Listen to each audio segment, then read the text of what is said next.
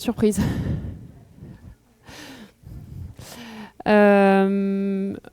C'est le cours sur la traumatologie pédiatrique, les spécificités liées à l'enfant.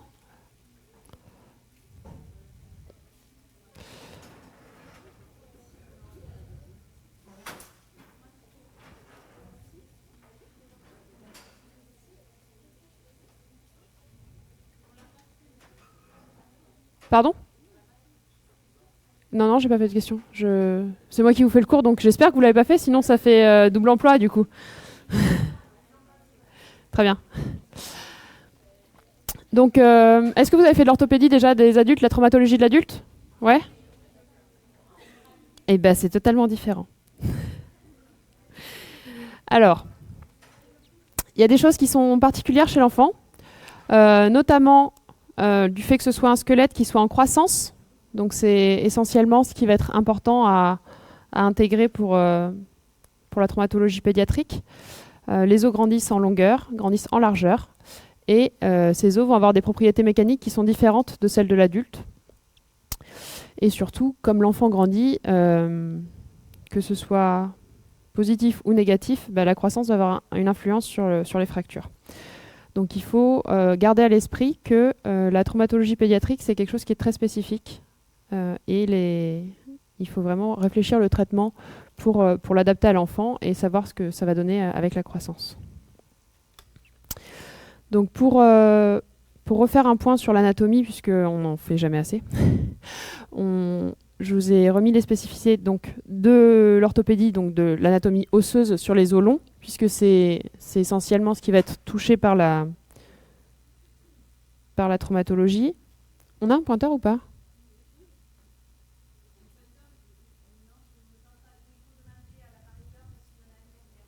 D'accord. Ok.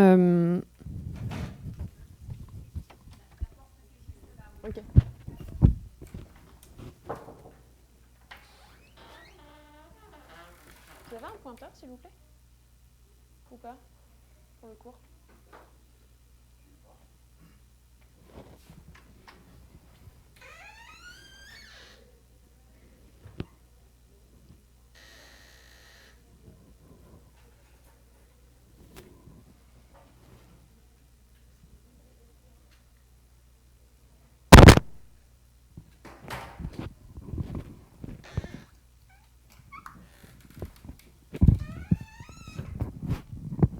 Merci. Ça, c'est pour faire passer les diapos ? Ouais. Miracle.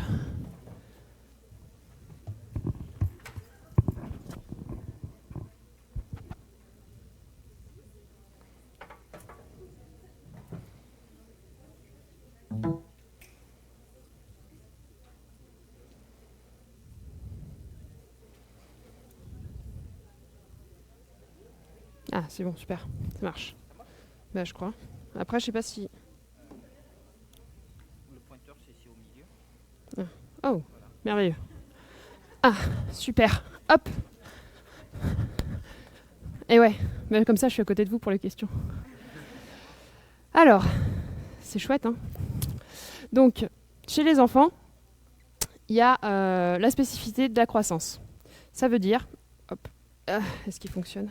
Il fonctionne. Je ne sais pas viser. On voit rien.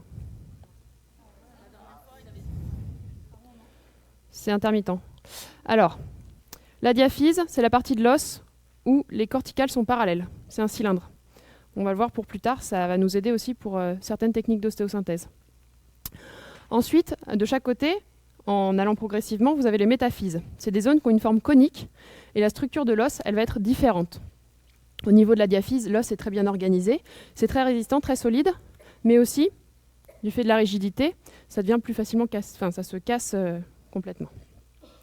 Au niveau de la métaphyse, l'os, il est fabriqué il est constitué différemment. Ah, ça marche un peu.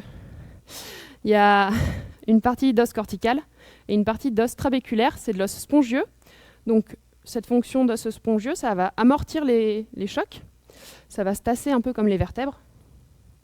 Et chez les enfants, c'est un métabolisme osseux très, très, très important. Et c'est là où se situe la zone de croissance. Donc la zone de croissance, ça va se situer entre la métaphyse et l'épiphyse. c'est le zoom que vous avez sur le côté à gauche. Attention.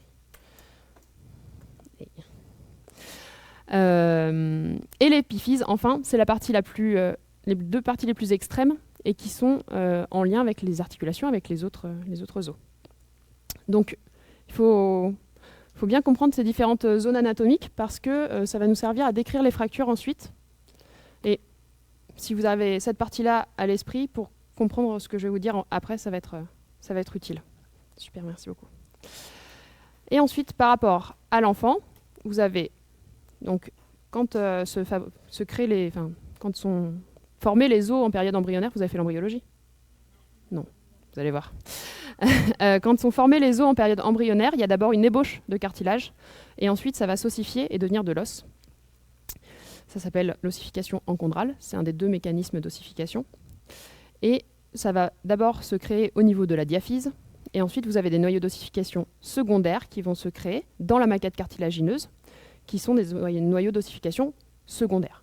Entre les noyaux d'ossification primaires, donc la diaphyse, et secondaire, vous avez une zone de croissance qu'on appelle physe, et ça va être le cartilage de croissance qui sert à faire grandir l'os en longueur. Ça va?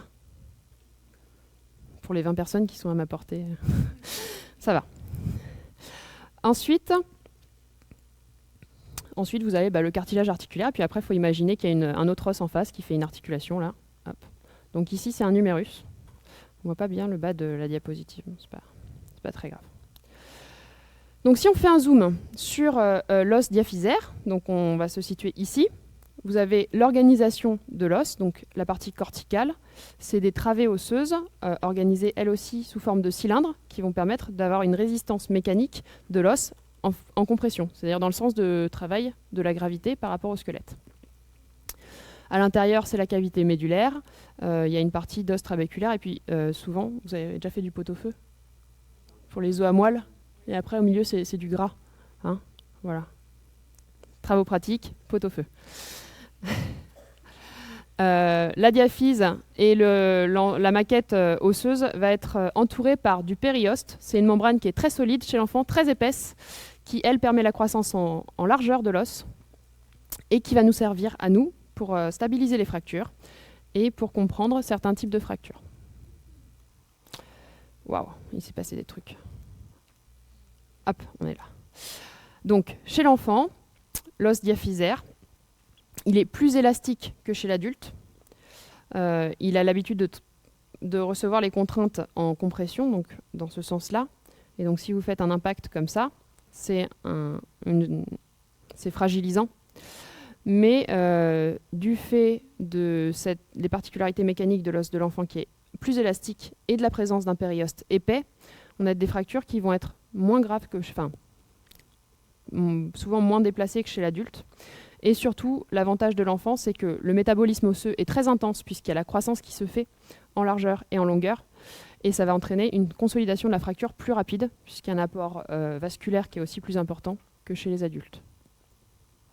Donc on a des facteurs favorisants pour la consolidation chez les enfants. C'est pour ça que ça marche. Oh là là, ça marche pas très bien ça par contre. Hein. Donc, si on reprend point par point, là on était sur la diaphyse, on monte dans la métaphyse et au niveau de la physe, c'est ce que j'appellerais aussi cartilage de croissance. Physe, cartilage de croissance, c'est la même chose. Le cartilage de croissance, c'est le trait que vous voyez en noir là, puisque c'est du cartilage, donc sur la radiographie ça ne se voit pas. Sur la radio on voit de l'os. Le cartilage il est radiotransparent. Il ne faut pas les prendre pour des fractures. C'est le piège typique des étudiants en médecine qui font les gardes et qui font « Oh, c'est tout cassé !» Et en fait, non. Tout est normal. Ces cartilages, ils servent à faire grandir l'os en longueur et ils vont s'arrêter d'être fonctionnels et arrêter d'avoir une croissance pendant l'adolescence sous l'effet des facteurs hormonaux de la puberté. Et après, ça fait comme en bas, chez les adultes, on ne voit plus le cartilage de croissance. Hein. Et voilà. Est-ce que ça marche? Attention. Voilà. Les cartilages de croissance, ils vont pas tous avoir le même mode de fonctionnement. Enfin, ils vont tous avoir la même manière de fonctionner, mais ils vont pas être tous aussi efficaces pour faire grandir un os. Et il y a des cartilages qui vont être beaucoup plus fertiles, plus actifs, qui sont près du genou, hop, et loin des coudes. Donc, le fémur distal, le tibia proximal, ça a une c'est la zone qui va faire la croissance majoritairement de l'os. C'est-à-dire qu'un fémur, il va grandir à 30% par sa partie proximale et à 70% par sa partie distale. C'est ce que représente ce schéma, hein. Pour l'humérus, c'est la partie proximale. Pour le radius, c'est la partie distale. C'est comme ça. Le moyen de s'en souvenir, nous, on dit près du genou, loin du coude. Le moyen mémotechnique. Quand le cartilage de croissance se fusionne de façon prématurée, c'est-à-dire avant la puberté, on appelle ça une épiphysiodèse. C'est pareil aussi. Ça veut dire que dèse, c'est la fusion, donc ça fusionne avec l'épiphyse. Ça veut dire que le cartilage de croissance s'arrête de fonctionner. Ça peut être soit complet, soit incomplet. Donc là, il y a un pont ici qui est en plein milieu de la physe. Là, ça marche, et au milieu, il y a un espèce de truc gris foncé qui dit que ça ne marche plus. C'est une épiphysiodèse qui est centrale du fémur distal. On va revoir les conséquences des épiphysiodèses un petit peu plus tard dans le cours avec les différentes fractures qui y sont reliées. Donc, le fait qu'on ait une croissance en longueur et en largeur, ça va entraîner de très très fortes capacités de remodelage. Est-ce que je peux peut-être éteindre les lumières un petit peu pour qu'on voit ce qui est écrit sur les diapos, parce que comme on va faire beaucoup de radio, ça va être tout noir, pour pas citer le film. C'est ça? J'ai le droit d'appuyer sur les boutons ou pas?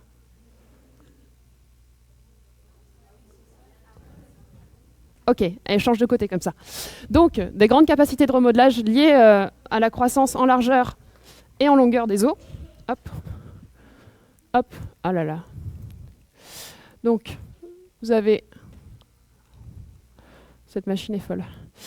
On va commencer par les fractures diaphysaires, puisque c'est la partie de l'os dont on a parlé tout à l'heure en premier.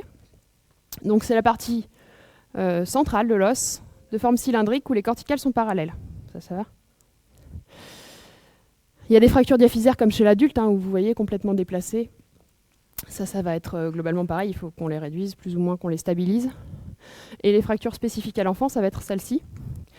Donc tout d'abord, chez les plus petits, la déformation plastique. Je vous ai dit que l'os de l'enfant, il avait des capacités mécaniques différentes de l'adulte. Et c'est un peu plus souple, on va dire. Ça va emmagasiner une plus grande énergie avant de se rompre. Et le signe en pédiatrie, c'est la déformation plastique. Vous vous souvenez quand vous étiez à l'école primaire et que vous aviez des règles en plastique? Genre celle-ci là. Tu y tiens? Non, je ne vais pas la casser. Ça va, tout le monde voit, ça se déforme. Et puis quand on relâche la contrainte, ça se remet en position normale.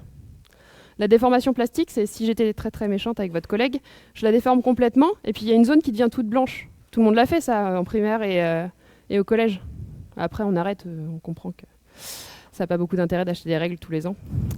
Donc si ça se déforme complètement et ça devient tout blanc, c'est ce qu'on appelle la déformation plastique. C'est ce qui se passe avec les os des enfants quand il y a une contrainte qui est appliquée et qu'il n'y a pas de rupture des corticales. Tiens. L'exemple. Et donc là, sur la radiographie, normalement cet os-là, il est complètement droit. Donc là, il est courbé. C'est une déformation plastique. La déformation qui est sur la radiographie n'est pas très importante et elle va se corriger avec la croissance. Mais si on a des déformations qui sont plus importantes, nous, pour soigner l'enfant, il faut qu'on corrige la déformation et on est obligé de casser l'os. Pour de vrai. Pour le remettre droit. Voilà.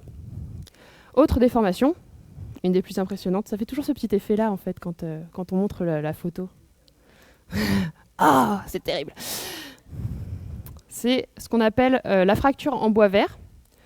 Donc, vous avez le patient qui est comme ça. La radio, c'est celle-ci. La définition de cette fracture-là, c'est sur la partie diaphysaire, toujours. Les deux corticales qui sont parallèles l'une à l'autre, c'est un cylindre. Sur une radiographie, quand on fait une radiographie d'un cylindre, on voit juste deux traits. On ne voit pas que c'est un cylindre, on a l'impression que c'est juste deux traits parallèles. Donc là, vous avez une corticale qui est cassée, pour de vrai ici, et l'autre corticale, elle va être déformée en déformation plastique, comme ce qu'on a vu tout à l'heure. c'est toujours lié à la particularité mécanique de l'os de l'enfant. Pour réduire cette fracture, il faut qu'on remette l'os droit. Ça, c'est un grand principe de l'orthopédie, c'est pas très compliqué. Mais du coup, quand on va réduire la fracture, on va casser la deuxième corticale. Ça fait du bruit, généralement, il y a le papa qui tombe dans les pommes. Parce qu'on fait ça aux urgences, il n'y a pas besoin d'endormir forcément l'enfant, c'est quelque chose qui peut se faire aux urgences avec du gaz hilarant et puis des morphiniques par voie intraveineuse. Donc on n'est pas obligé de les endormir. Et on le réduit et on entend le clac de la deuxième corticale qui casse généralement. C'est chouette.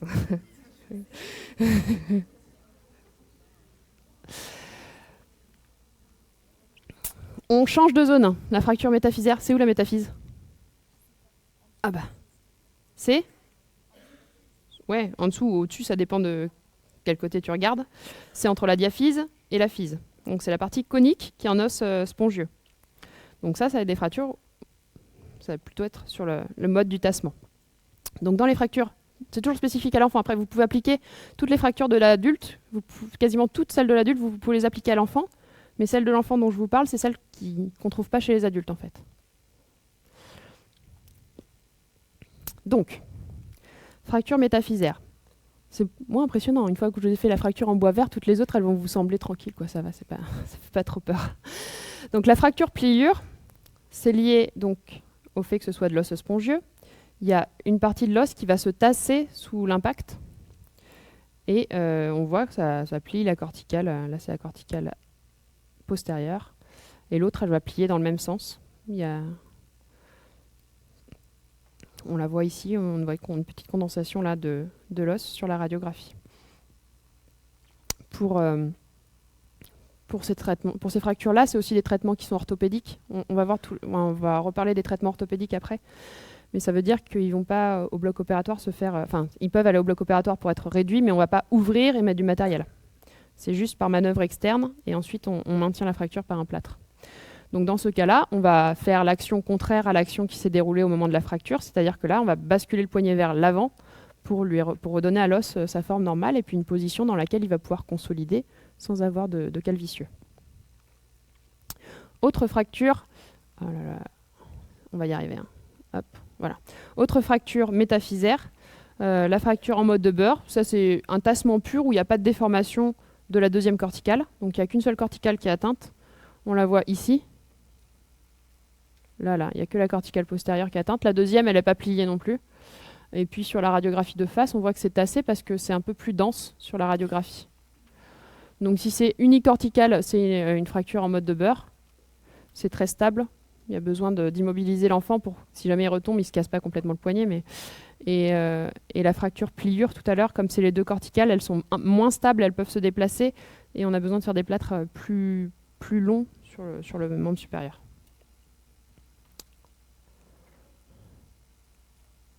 Un coup, ça ne marche pas. Un coup, ça passe 12 diapos à la fois. Hop là. On continue à aller vers l'extrémité de l'os. Et là, on va arriver sur les zones épiphysaires. Et toutes les fractures d'écollement, ça va intéresser l'épiphyse et la métaphyse. Elles sont toutes regroupées sous la dénomination épiphyso-métaphysaire. Et il va y avoir il y a une classification spécifique que je vais détailler. Ces fractures qui vont intéresser le cartilage de croissance, elles vont être plus à risque. Alors, autant les fractures métaphysaires qu'on a vues tout à l'heure, quand elles arrivent chez les enfants, c'est hyper souvent et elles ne sont pas très graves parce que dans la métaphyse, il y a un métabolisme osseux qui est accéléré et un remodelage qui est très intense. Donc on peut tolérer des fractures déplacées, elles vont se remodeler facilement. Autant quand ça touche le cartilage de croissance, ça va être la zone à risque d'épiphysiodèse comme je vous ai dit tout à l'heure. Et ça peut entraîner des troubles de croissance, donc des déformations. Donc, c'est la zone périarticulaire. Les adultes et les enfants, c'est la même structure anatomique. Hein. Il y aura des ligaments pareils, ça ne pousse pas après. Hein. Ça arrive tout de suite. Sur le bébé, il y a déjà les ligaments comme chez les grands. Hein. Le ligament croisé, tous les autres. Voilà. Donc tout est là. Quand il y a un traumatisme au niveau de l'articulation, chez les adultes, ça va se manifester sous un mode d'entorse le plus souvent, où ça va être le ligament qui va s'étirer, voire se rompre. Chez les enfants, c'est exceptionnellement le ligament qui va se rompre, et ça va être au niveau de la zone de croissance que la rupture va se faire. C'est une zone de fragilité naturelle. Donc ça va faire des décollements épiphysaires et puis les autres fractures dont on va parler tout de suite, à la suite. Le danger de l'atteinte de la zone de croissance, c'est le trouble de croissance. C'est pas très compliqué non plus. Hop. Et la classification qu'on utilise pour les fractures qui intéressent la zone épiphyso-métaphysaire, c'est la classification de Salter et Harris. Elle est utilisée internationalement. Ça nous permet de pouvoir décrire la fracture pour que tout le monde se comprenne. Toutes ces classifications-là, elles ont été faites à l'époque où il n'y avait pas de smartphone. On ne pouvait pas s'envoyer la radio par texto et avoir la réponse dans les 10 secondes. Il fallait réveiller le chirurgien d'astreinte qui était chez lui, lui dire il y a un traumatisme du genou, il y a une fracture sur le fémur distal, et c'est quoi comme fracture? Mais il n'a pas la radio, donc il fallait pouvoir lui décrire et qu'il comprenne ce dont on parle, que tout le monde sache ce dont on parle, et puis ça va aussi nous guider pour le traitement qu'il va falloir faire en fonction de la classification et des structures qui sont touchées. Ça va aussi avoir un facteur pronostic, et plus le numéro de la classification de Salter et Harris est élevé, et plus le pronostic est sombre. Ça va? Bah oui, je vous entends du coup, comme je suis juste à côté. Donc, là voici la classification de Salter et Harris. Les 5 premiers types, c'est donc Monsieur Salter et Monsieur Harris. Il n'y avait pas de filles qui faisaient de chirurgie à l'époque. C'était pas développé. Salter 1, le décollement, c'est que du décollement. Donc on ne voit pas vraiment de fragments osseux. On voit que les 2 morceaux ont bougé l'un par rapport à l'autre, mais il n'y a pas de trait de fracture visible. Il y avait quand même la radiographie. Ça situe la période, dans les années 60. Salter 2, il y a le trait de fracture qui passe au niveau de cartilage de croissance et qui va dans la métaphyse. Et ouais, la zone conique, c'est la métaphyse. Salter 3, dans le cartilage de croissance et dans l'épiphyse. L'épiphyse, c'est la zone qui va vers l'articulation. Salter 4, ça va de la métaphyse à l'épiphyse ou de l'épiphyse à la métaphyse, comme vous voulez. Ça traverse tout, y compris le cartilage de croissance. Et Salter 5, c'est le type en compression qui ne se voit pas au moment du traumatisme, puisque c'est des traumatismes souvent à haute cinétique. Et bizarrement, les radiographies sont normales. Et puis 6 mois plus tard, on se rend compte que l'os a arrêté de grandir complètement parce que sous l'impact, ça a détruit les cellules du cartilage de croissance. Donc il y a une épiphysiodèse liée au traumatisme. Et enfin, Salter 6, ça a été rajouté après par Rang, c'est quand il y a une avulsion, et souvent c'est associé à des plaies, des gros délabrements des parties molles autour, genre le pied dans la tondeuse, dans les rayons du vélo, enfin des trucs... Vous allez voir les photos après. Donc, on reprend. Le Salter 1, c'est une fracture d'écollement pure. Donc, la métaphyse et l'épiphyse sont séparées lors du traumatisme. Ça ne touche pas la zone germinale, c'est les cellules souches, on va dire, du cartilage de croissance. En fait, les cellules les plus précieuses, c'est celles qui vont être collées à l'épiphyse. C'est celles qui se multiplient et qui font grandir l'os en longueur. Ça se sépare entre les deux.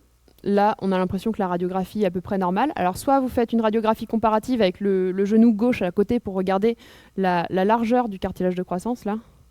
Soit, comme il y avait quand même un genou gonflé, etc., une suspicion de fracture, on endort l'enfant au bloc opératoire et puis on met l'articulation en stress et on voit que ça s'ouvre. Si nous, on prend n'importe quel enfant et qu'on met du stress sur l'articulation, le cartilage de croissance, il ne se décolle pas. Il faut que ça soit décollé par un traumatisme. Donc là, vous voyez que ça baille un peu ici, et c'est une fracture Salter 1. Donc on va faire un traitement orthopédique. Là, il n'y a pas de déplacement, donc il y a juste besoin de faire une contention le temps que ça se consolide. Quand il y a un déplacement, on fait la réduction, c'est-à-dire qu'on réaligne les 2 fragments, et puis on fait un plâtre le temps que ça se consolide. Si c'est des fractures qui sont très instables ou qui ne tiennent pas avec le plâtre, on va mettre des broches, une stabilisation externe. Elle se passe bien celle-là, ça ne touche pas les cellules germinales, il y a peu de risques de faire des épiphysiodèses. Ah là là, ça va trop vite. Ah, je ne contrôle rien. Attention. Épiphysiodèse, c'est quand ça arrête de grandir, ça fusionne dans le cartilage de croissance.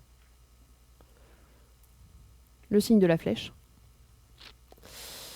Salter 2. Donc comme on a vu tout à l'heure, ça va dans le cartilage de croissance et il y a un morceau de la métaphyse qui est arraché aussi.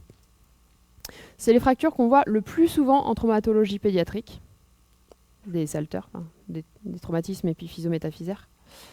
Le fragment arraché, il est plus ou moins gros. Des fois, ça fait la moitié, des fois, c'est juste un tout petit coin. Le plus souvent, il y a un déplacement et on peut faire un traitement orthopédique. On arrive à les stabiliser facilement, réduire facilement avec des manœuvres externes et les stabiliser avec une contention plâtrée. Ça pose rarement de problème de croissance non plus, puisque, comme on voit, la partie des cellules germinales n'est pas touchée là. Des exemples. Donc là, vous avez un fémur qui est cassé. Le morceau, en plus, il est ici, là. Ça, c'est un humérus, où il y a aussi le coin, en général, inféro-interne qui reste accroché sur l'épiphyse. Et puis là, c'est un petit doigt, une phalange proximale d'auriculaire, où on voit là l'épiphyse, là le petit cartilage de croissance tout gentil, hop, et à côté, il y a un petit bout d'os, là, donc c'est de la métaphyse qui reste accrochée au cartilage de croissance. Ça va? Vous vous endormez pas? Ok. D'autres exemples, le plus souvent c'est quand même sur un radius distal, donc là vous voyez la fracture dans le cartilage qui est ici, et puis ensuite il y a un coin métaphysaire qui est juste là. On voit une autre fracture sur l'ulna, là, qui est dans la métaphyse, donc qui ne correspond pas à la classification de Salter. Le Salter, c'est vraiment quand ça va être au contact du cartilage de croissance. Et en bas, ça peut être complètement déplacé, ouvert, avec le fragment proximal qui sort de la peau. Hein. Je ne vous montre pas la photo, c'est pas la peine. Je vois que la radio te suffit. D'accord. On pourrait penser que c'est un Salter 1, et en fait, on voit qu'ici, il y a un petit bout de métaphyse, donc c'est un Salter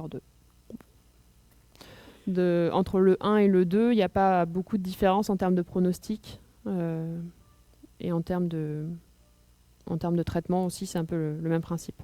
Il faut bien imaginer quand même que entre ici et là, le périoste, il est toujours continu. Hein. Il y a toujours un morceau de périoste qui s'est décollé de sa diaphyse et qui reste accroché à l'épiphyse, le plus souvent.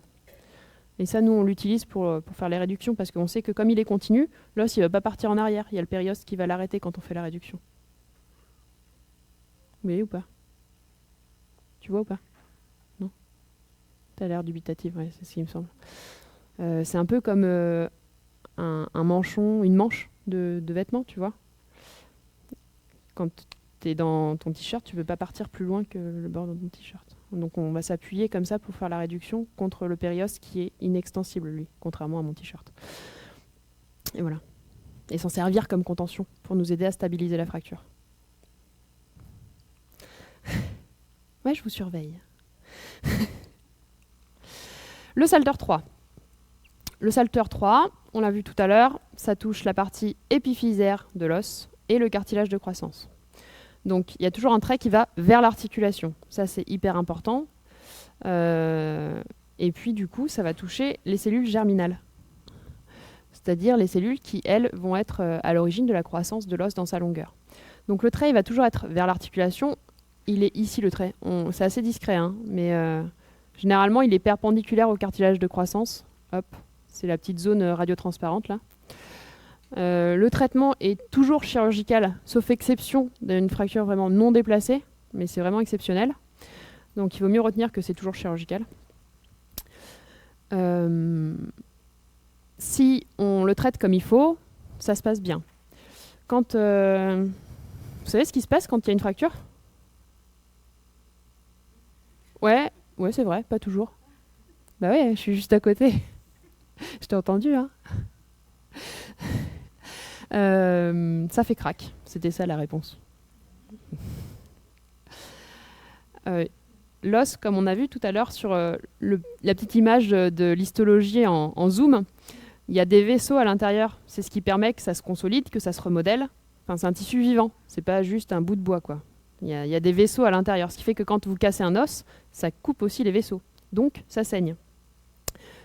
Quand ça saigne dans une articulation, on a du sang dans l'articulation, ça gonfle, ça fait ce qu'on appelle une hémarthrose, du sang dans une articulation. Et ça va être aussi un des signes qu'on va avoir. Donc, il y a du sang dans l'articulation, on va suspecter qu'il y a une fracture de ce type-là, une fracture articulaire. S'il y a un adolescent qui arrive avec un traumatisme du genou et qu'il a un genou qui est énorme avec du sang à l'intérieur, on suspecte qu'il y a une fracture. Si à la radiographie, on ne la voit pas, on va pousser les investigations avec une IRM pour vérifier qu'il n'y ait pas une fracture comme ça, parce qu'on sait que c'est grave. Les séquelles qu'il peut y avoir suite à ces fractures-là, c'est une fusion du cartilage de croissance de façon précoce. Et c'est aussi le fait que la surface articulaire, comme elle est cassée, elle est irrégulière. Un peu comme si vous aviez un mécanisme qui est censé être complètement lisse, et hop, il y a un décalage. Ça va entraîner de l'arthrose précoce et une usure prématurée du cartilage qui est en face de la zone cassée. Donc voilà, une fracture, ça saigne. Quand on les réduit et qu'on les synthèse et qu'ils sont bien immobilisés, généralement, ça se passe bien. D'autres exemples. Alors, il y a beaucoup d'exemples au niveau de la cheville sur les Salter 3. C'est quand même la zone la plus fréquemment touchée par ce type de fracture. Et puis en plus, ça fait des séquelles. Enfin, on voit plus souvent des séquelles à ce niveau-là. Vous allez voir dans les exemples qui suivent. Tiens, tu la vois la fracture sur la radio du haut. C'est le signe de la flèche. C'est pas trop dur. Bravo. Tu peux me le montrer sur la radio d'en dessous ? En bas à gauche. Ah, faut que tu me fasses un trait pour faire un trait. Tu peux utiliser tes deux mains pour stabiliser le truc. Parce que tu es très très loin, donc on a l'impression que tu trembles comme une feuille. Mais là, perdu. Tu peux passer à ta voisine en lui souhaitant bon courage. Je vais venir récupérer le truc de l'autre côté, comme ça, si vous avez tous, venez tous votre langue au chat. Ouais, là, il y a une fracture. C'est un décollement dans la fise. D'accord ? Faut que tu trouves la suite, parce qu'il faut aller d'un bout à l'autre de l'os, normalement. Mais c'est pas... Ouais. Il n'y a rien d'autre qui te choque ? Ouais, là, il y a un truc bizarre, Ouais, c'est cassé aussi, ici. D'accord ? Passe à ta voisine, vous n'avez pas fini sur cette radio encore. Il n'y a pas d'autre problème ? Non ? T'as pas d'idée ? Il n'y a personne qui t'a soufflé autour ? Tout le monde parle. Non, tu les as pas écoutés. À gauche, ouais, c'est quel os ? Bah ça, c'est l'épiphyse de la fibula. Est-ce que tu vois une fracture sur la fibula ?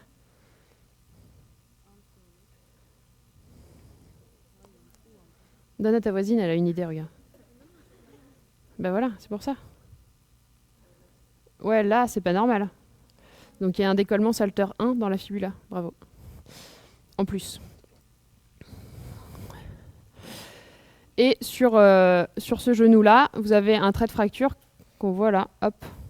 On se doute bien qu'il va jusqu'au cartilage de croissance et que ça fait une séparation. Donc ça, c'est des exemples de différentes fractures Salter 3. Enfin, Salter 3 pour là et Salter 1 pour là. On passe à la Salter 4. Alors celle-là, c'est celle qui nous fait flipper. Oh là là, elles sont super méga graves, elles se compliquent hyper souvent. Et alors là, il faut les opérer parce que sinon ça va pas. Donc c'est comme tout à l'heure, il y a un trait qui va vers l'articulation, donc il y aura une hémarthrose. Et puis le trait, il ne se continue pas dans le cartilage de croissance, il se continue dans la métaphyse. Donc vous avez vraiment le cartilage qui est transfixié par la fracture, ça coupe tout. Ah oui, tiens, vous savez comment ça consolide une fracture ? Enfin, qu'est-ce qui se passe quand on se casse un os et puis après, vous savez pas ? Ouais, il faut les immobiliser, mais dans le corps humain, qu'est-ce qui se passe quand ça arrive ? Ouais, des trucs un peu comme ça. Alors les ostéoclastes, ils clastent, donc ça fait de la dégradation. C'est les blastes qui consolident ? Ouais. L'ostéogenèse ? Oui, c'est tout le... Puis en faire du nouveau. Voilà, c'est ça. Mais quand il y a une fracture, tout à l'heure, je vous ai dit que ça saignait. Donc ça fait un hématome périfracturaire. Puis les hématomes, c'est comme quand vous faites une coupure et que ça saigne, ça va coaguler. Ça fait un caillot. Donc le premier temps de la consolidation d'un os, ça va être de faire un hématome périfracturaire. Et puis cet hématome, il va être envahi par des fibroblastes. Ça va donner un cal fibreux. Donc ça se voit pas sur une radiographie. Ça commence à devenir un peu solide, ça devient fibreux, ça s'englue. Et ensuite, ça va être colonisé par les ostéoblastes pour pouvoir être ossifié. Donc ça fait de l'os quand il y a une fracture et qu'il y a un hématome fracturaire. Là, quand vous voyez ça, et que je vous ai dit que ça saignait, donc là, vous vous doutez bien qu'entre là et là, il va y avoir de l'hématome qui va se faire partout là. Donc si on le laisse écarté, il va y avoir de l'os qui va se fabriquer à l'intérieur. L'hématome va se transformer en cal fibreux, puis en cal osseux. Et si vous faites de l'os entre là et là, et bien le cartilage de croissance, à cet endroit-là, il n'y aura pas de cartilage de croissance, il y aura de l'os, un pont d'épiphysiodèse. Voilà, c'est comme ça que ça se fait, l'épiphysiodèse. Donc nous, le but, chirurgicalement, c'est de rapprocher les deux morceaux le plus possible pour pas qu'il y ait la place de faire ce pont d'épiphysiodèse, ou qu'il soit vraiment tout petit, et que la croissance, tout le reste du cartilage qui fonctionne, ça le casse en grandissant. Donc vraiment un pont minime. Ça va ? Vous vous endormez pas ? On continue alors. Salter 4, tiens. Là, ouais, c'est au milieu. C'est quel os ? Le doigt. C'est pas le doigt. Lequel ? Lequel tu me montres ? Tout petit. Et quelle radio tu me montres ? C'est pas les deux mêmes radios. Ah non, je regardais celui-là. À droite ? Ouais. À droite, elle a dit c'est un doigt. Non, à droite, ouais. À droite, t'as dit c'est un doigt ? Ouais. Ouais. C'est ça ou pas? Bah, je sais pas, à ton avis. Ça ressemble à un doigt. D'accord. Est-ce que quelqu'un a une autre idée ? C'est pas la bonne réponse. Elle a dit un doigt. C'est un doigt. À droite, à droite. La radio de droite. Ouais, à notre droite à tous en fait. On est tous dans le même sens. C'est quel os à droite ? Là, ouais. Et à côté, tu vois quoi ? Il y a un autre os à côté.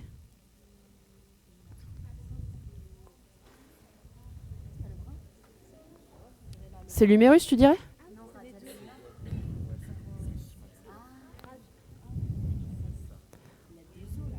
Bah ouais, il y a deux os qui ont l'air de se ressembler beaucoup quand même. Et non, ils se ressemblent pas les deux os, le radius cellulaire. Ils sont l'un à côté de l'autre, ouais, je suis d'accord. Sauf si c'est cassé, mais... Donc c'est un endroit où il y a des os qui sont tous pareils. Et c'est pas la main. Ouais. Ah mais tout de suite, maintenant qu'on le lit, c'est vrai, ça devient évident. D'accord. Donc c'est un métatarse. Presque, hein. T'avais presque raison. Sur le principe, c'est bon. Et à gauche, c'est quoi ? Vas-y, c'est le bouton du milieu. Oui. Quel est cet os ? Ah, il y a beaucoup d'idées à droite. Hein. Alors là, si tu sèches, il y a les voisines de droite qui sont super chaudes là. Et ouais, la cheville avec les malléoles. Ça t'a évité de dire la mauvaise réponse du coup. Je t'ai coupé. Donc, ils ont fait l'anatomie ou pas ? Non ? Vous avez fait de l'anatomie ? Pas beaucoup ? C'est dur du coup de faire de la traumatologie quand on n'a pas fait l'anatomie. Hein. Ouais, bah ouais, enfin après, c'est pas non plus complètement le but, hein, on va vous poser des questions. Hein. Donc ça c'est un tibia. Ça c'est une fibula, et ça c'est le talus, ou l'astragale, ça dépend de l'âge de votre prof d'anat. Et le trait de fracture, on le voit ici. Hop, crac. Là, dans l'articulation, il y a un gros trou. Là, il y a un gros trou. Et puis là, après, c'est dans la métaphyse. C'est bon, vous vous reconcentrez ? Je continue. Et la Salter 5, c'est la compression. Elles sont vraiment exceptionnelles. Traumatisme à haute énergie, vraiment dans l'axe, sans que ça casse ailleurs, c'est pas souvent. Et le risque est majeur pour l'épiphysiodèse. Mais on s'en rend pas compte sur le moment du traumatisme, on s'en rend compte à distance. Et la Salter 6, c'est l'équivalent, enfin c'est un peu comme une Salter 4, sauf qu'en plus, il manque ce morceau-là en général, il est sur le bord de la route ou dans le vélo, la tondeuse, enfin bref. Il manque un morceau et c'est compliqué du coup pour le traiter. Et ça entraîne une épiphysiodèse ici parce qu'il manque le morceau d'en face. Par exemple. Donc ça c'est le rayon du vélo. Vous voyez pourquoi, enfin. Les enfants, il faut mettre des cale-pieds quand vous les mettez sur le porte-bagages arrière du vélo parce que sinon, ils peuvent mettre les pieds et avec les rayons qui frottent comme ça leur arrache la peau puis l'os. Voilà. Quoi ? Ça n'aperçoit pas avant, c'est avec le rayon. Enfin, tu sais, quand ta roue elle tourne vite et qu'il y a le pied qui frotte, ça va super vite pour. Ouais. Bon, ça marche aussi avec une tondeuse, hein, tout ce qui fait mal. Motoculteur, je ne vais pas vous détailler tous les engins agricoles qu'on croise aux urgences, mais voilà. Ouais, bah là c'est le côté externe, mais ça peut être aussi les enfants qui mettent leurs pieds comme ça pour. T'as jamais fait ça quand t'étais petite pour freiner? Tu mets ton pied sur la roue pour freiner? Non? Et puis tu dérapes après? Ouais. Bah, y en a qui le font encore, hein, donc ils mettent le pied sur. Il y en a qui l'ont fait ça quand ils étaient petits, non? Quand tu roules à vélo et que tu mets ton pied sur le pneu arrière pour freiner? Non. Si, ils le font tous, hein, les. Si, si. Donc là, quand il y a le pied qui est pris dans la roue ou dans le cadre et qu'il y a les rayons qui frottent, ça fait une avulsion de la peau, des parties molles et puis ensuite de l'os, hein, comme on peut voir là, hop, voilà la fracture qui est ici. Donc ça, on sait que c'est des fractures qui vont pas bien évoluer et qui vont se finir avec une épiphysiodèse. Donc, quand on doit traiter la fracture, quand on prête le serment d'Hippocrate, la première phrase c'est primum non nocere, donc en premier lieu ne pas nuire. Donc il ne faut pas que le traumatisme aggrave les choses, surtout vis-à-vis du cartilage de croissance. Le but pour nous, c'est que l'enfant continue à grandir et à grandir comme il faut. Le plus souvent, ça va être un traitement orthopédique, puisque ça va être celui qui va être le moins traumatisant pour le cartilage de croissance. Et puis on va utiliser le périos, comme je vous l'ai dit, pour nous aider à stabiliser la fracture.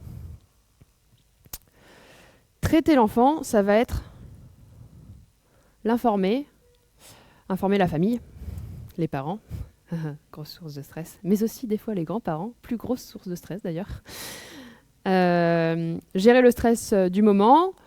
La compliance, c'est le fait que le patient et la famille, du coup, puisque quand on est en pédiatrie, on traite la famille aussi. La compliance, c'est le fait que la famille et l'enfant adhèrent au traitement et puis puissent le tolérer. C'est-à-dire que si vous faites un traitement orthopédique et qu'il a hyper mal, et que le plâtre, ça fait un syndrome d'éloge parce que ça comprime les muscles, etc., c'est pas le but. Enfin, c'est pas une bonne idée. Il faut que ça marche, il faut que ce soit supportable, il faut que ce soit vivable. L'enfant, il va rentrer chez lui après, à la maison, pendant plusieurs semaines, le temps que ça consolide. Donc il faut que ce soit aussi ça. Et pour le traitement, on va commencer par le traitement orthopédique. Le traitement orthopédique, le plus souvent, ça veut dire plâtre, quand même. Des fois, c'est attelle, mais c'est moins souvent. Un exemple de cette fracture, là. Je vous montre où elle est. Hop, elle est là. Ah ah, tu me vois arriver. Ça va? Le rythme cardiaque s'accélère. Tu la décrirais comment, la fracture, toi? Sur quel os? Sur quelle zone de l'os? Aucune idée. Je sais pas. Elle ne sait pas. Est-ce que quelqu'un a une idée? Criez le nom de l'os très fort. Peut-être l'ulna. Il est un peu cassé, mais c'est pas celui qui est le plus déplacé. Du coup, voilà, le radius.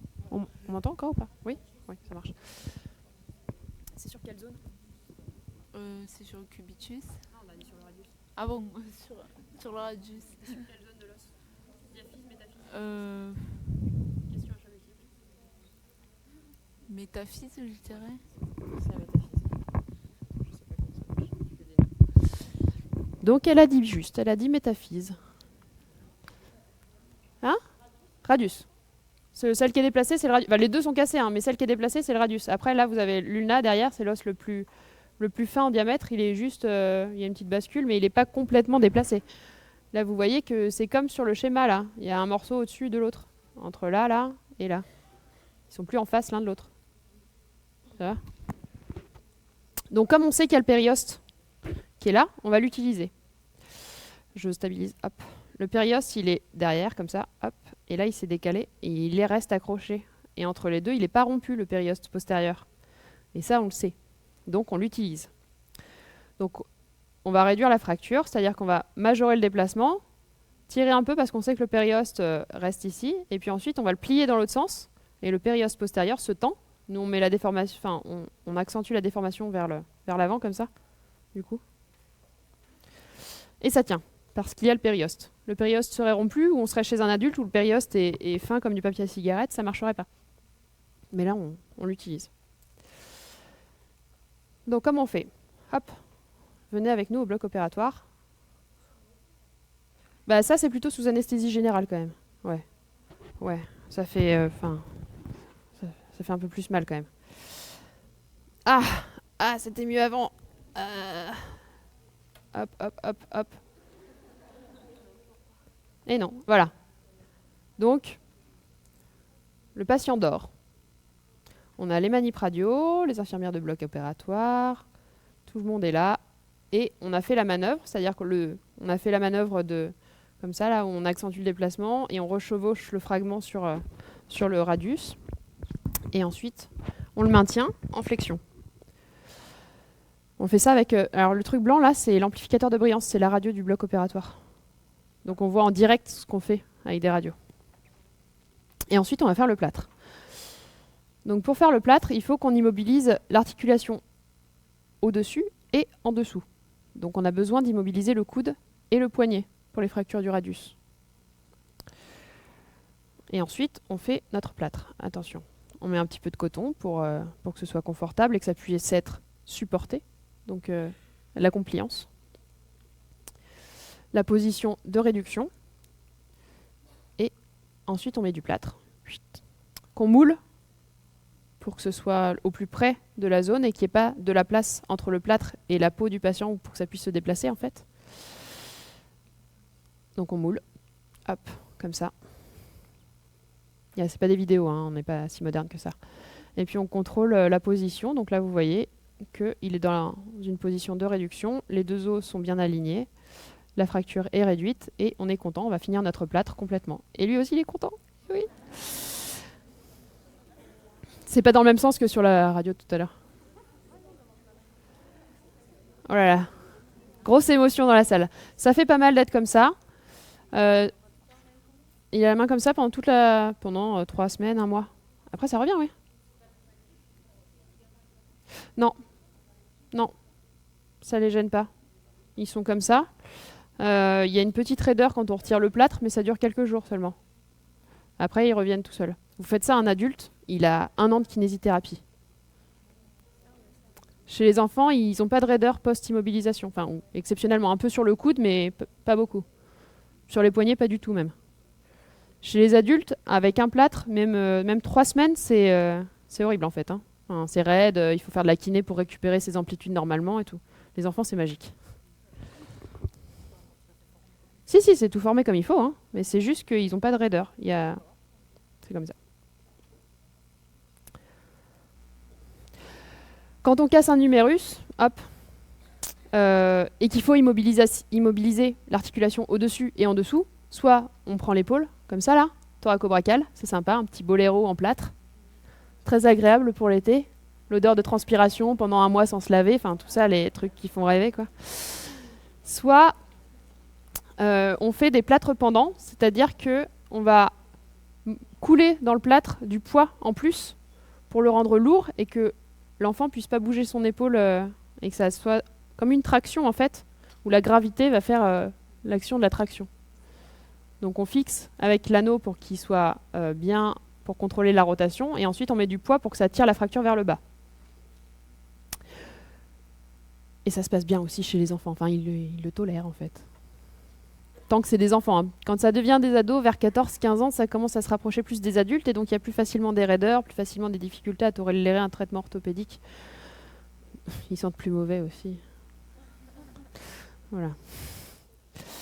Donc un exemple, cet enfant qui a une fracture qui est bien déplacée, on ne va pas chercher forcément à la réduire parce qu'on sait que c'est la zone qui a 80% de croissance de l'humérus, donc il y a un très fort remodelage, une très forte croissance à cet endroit-là. Le métabolisme osseux est très accéléré, et même si c'est complètement déplacé comme ça va bien se passer, et il n'y aura pas de déformation et de calvitieux pour plus tard. Donc cet enfant, on lui fait son plâtre pendant, on va mettre cette boule de plâtre en bas là, pour le lester.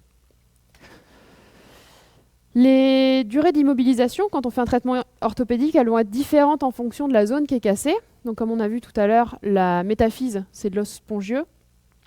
Ça se tasse, quand ça se casse, ça se consolide plus vite. Les durées d'immobilisation, elles sont plus courtes.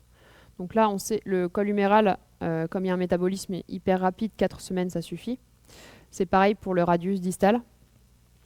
Par contre, dès qu'on touche un os diaphysaire, pour pouvoir arrêter le traitement orthopédique, il faut que cet os il ait restitué ses capacités mécaniques initiales. C'est-à-dire il faut qu'il y ait le cal fibreux qui se soit formé, qui se soit colonisé avec des ostéoblastes, mais quand ça arrive, l'os, il n'est pas comme de l'os diaphysaire, il n'est pas organisé avec des trabécules comme on a vu sur la coupe histologique. Donc si vous avez juste un cal osseux qui n'est pas remodelé et qui n'a pas une forme de diaphyse, c'est-à-dire avec sur la radiographie, vraiment l'impression de diaphyse, des deux traits parallèles, ça ne va pas être assez solide. Le cal osseux, il est bien sur la métaphyse. Enfin, s'il est fait sur la métaphyse, ça pose pas de problème. Sur une diaphyse, il faut attendre que ça se remodèle et que ça reprenne une forme avec des trabécules, les systèmes de Havertz. Enfin, je sais pas si vous faites ils font de l'histologie ou pas? Non? Un peu de l'os, je sais pas, ça intéresse personne, donc généralement c'est survolé. Donc c'est vraiment des trabécules qu'il faut que ça se remodèle vraiment et que ça reprenne une forme d'os diaphysaire avant d'être libéré. C'est pour ça qu'on met 3 mois sur les diaphyses, des os longs.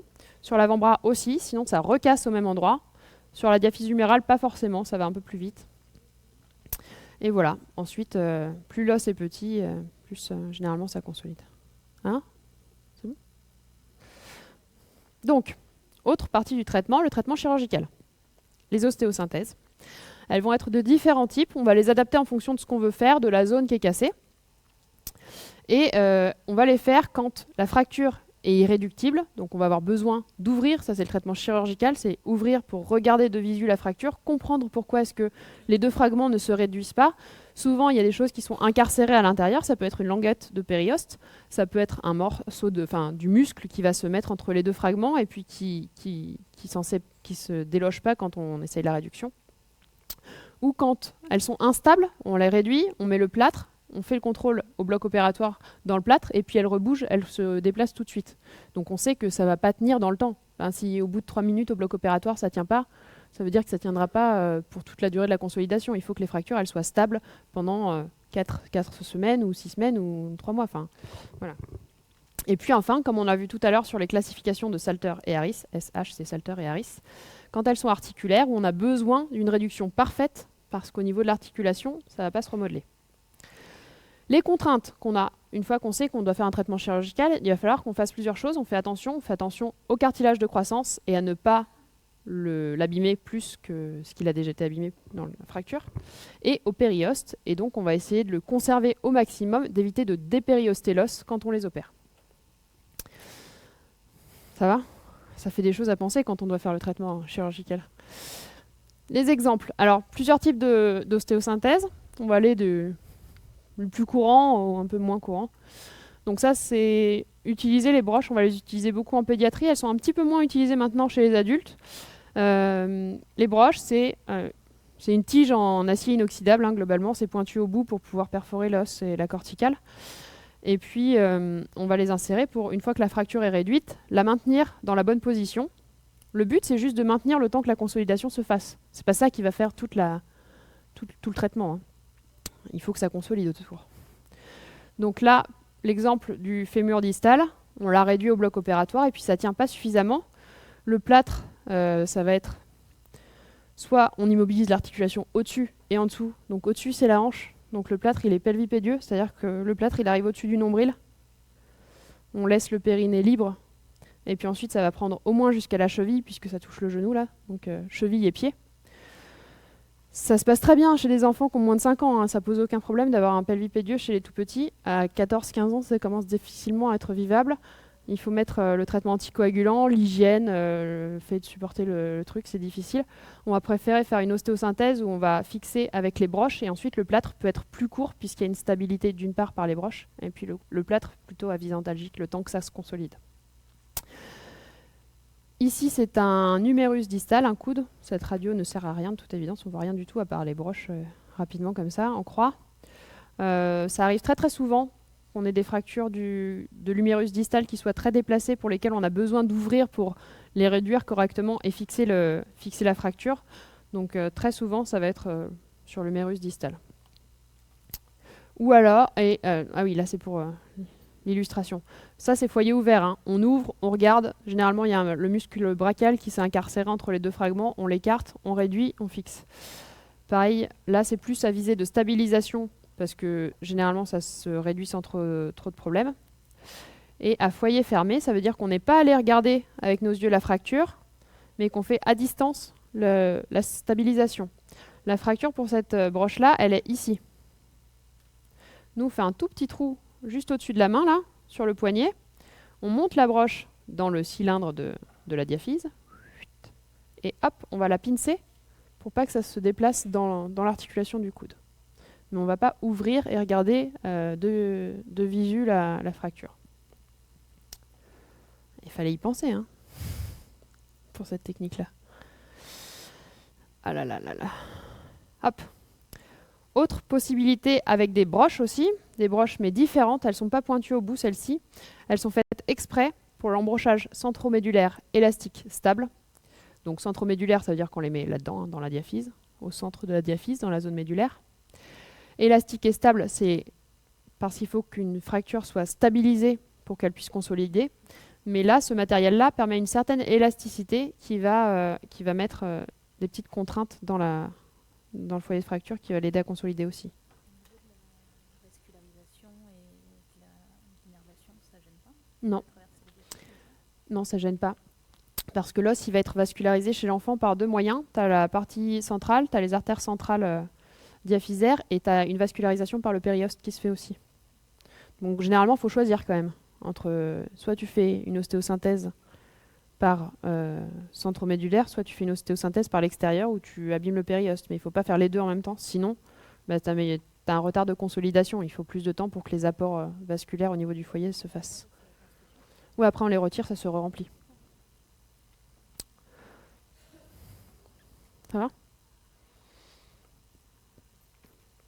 Donc là, c'est pareil, la fracture, elle était ici. Et nous, on fait juste un petit trou là, un petit trou là. Et avec le contrôle par la radiographie, on surveille la progression des broches. Enfin, on réduit la fracture et puis ensuite on met les broches dans le cylindre de la diaphyse. Non, on les retire généralement. Déjà, on les retire pas trop tard parce qu'on fait les cicatrices ici, à côté du genou. Mais comme l'enfant continue à grandir, si on attend trop, elles se retrouvent au milieu là. Si on les fait en fin de croissance, elles sont perdues au milieu de la cuisse. Donc il faut qu'on les fait. On les retire à 9 mois, 1 an. Ouais.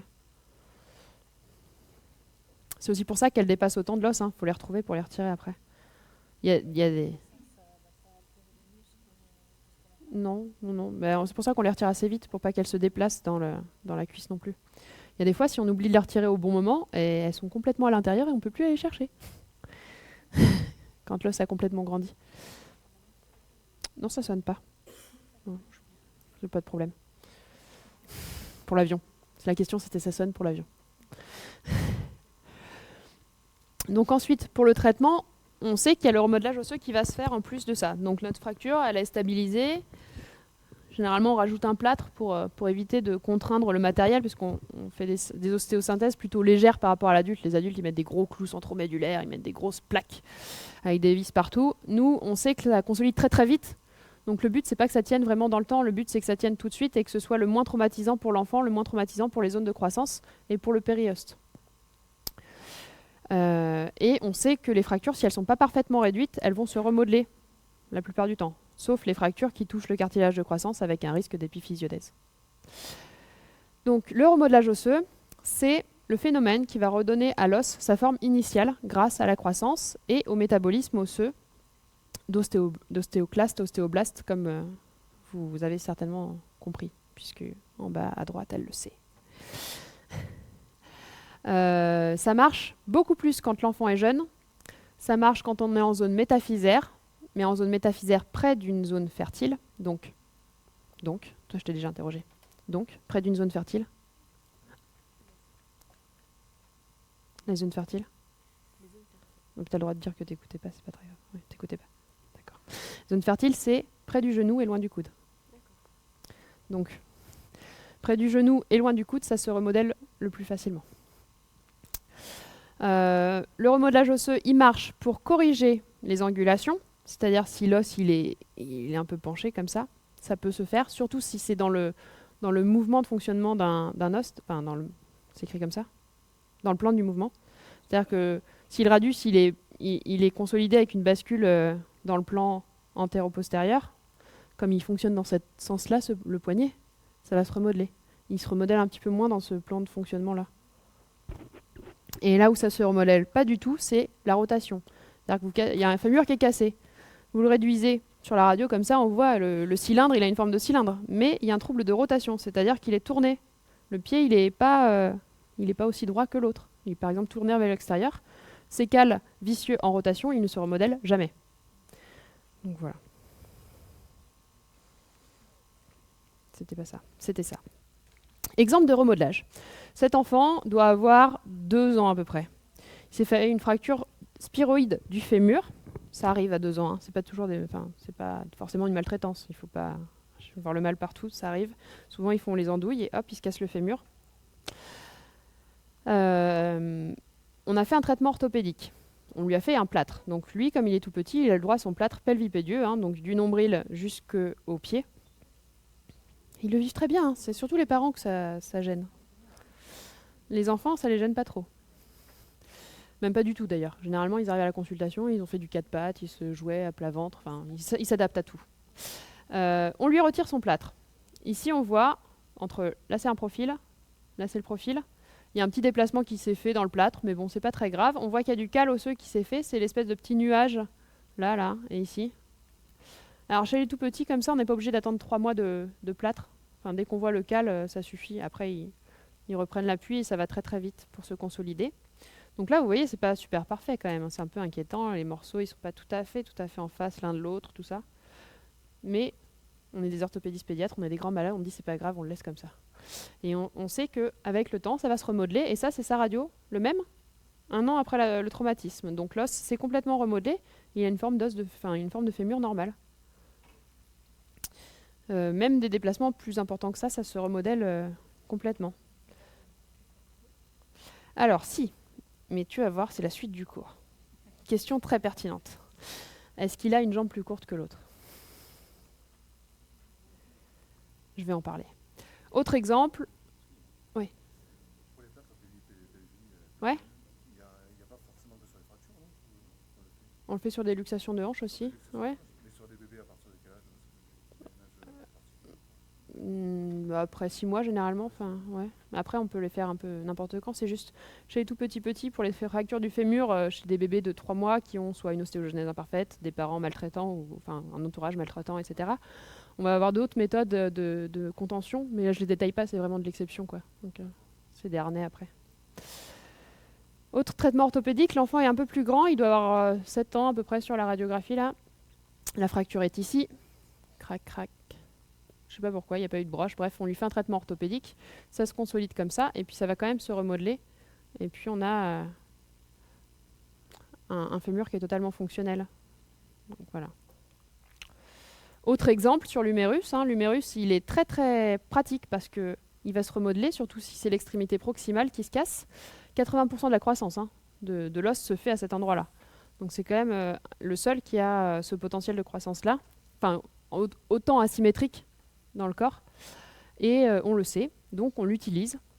Une fracture de l'humérus, elle est méga déplacée. Celle-là, elle est... vous montrez ça à un orthopédiste adulte, et il saute sur le bloc opératoire quand même. Chez l'adulte, vous faites pas ça, vous le laissez pas en traitement orthopédique.